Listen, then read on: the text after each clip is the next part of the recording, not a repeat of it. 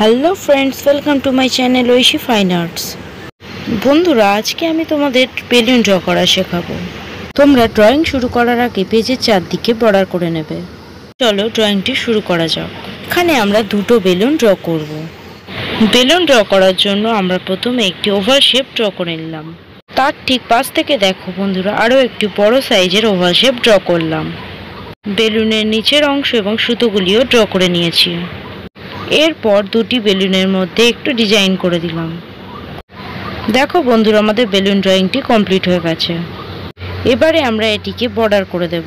তোমরা এখানে যে কোনো বর্ডার পেন্সিল দিয়ে বর্ডার করে দিতে পারো। বর্ডার করা হয়ে গেছে। এবারে চলো আমরা এটিকে কালার স্টার্ট করি। প্রথমে আমরা ছোট বেলুনটি কালার করব। বেলুনের মধ্যে থাকা দুটি লাইনে মাঝে আমরা রেড কালার দিয়ে ফিল করে দেবো এবং নিচের পার্টটিও রেড কালার করে দেবো। কালারটি করা হয়ে গেলে উপর এবং নিচের পার্টে আমরা পিঙ্ক কালার দিয়ে ফিল করে দেব। বেলুনটি কালার করা হয়ে গেছে। এবার আমরা বড় বেলুনটি কালার করব।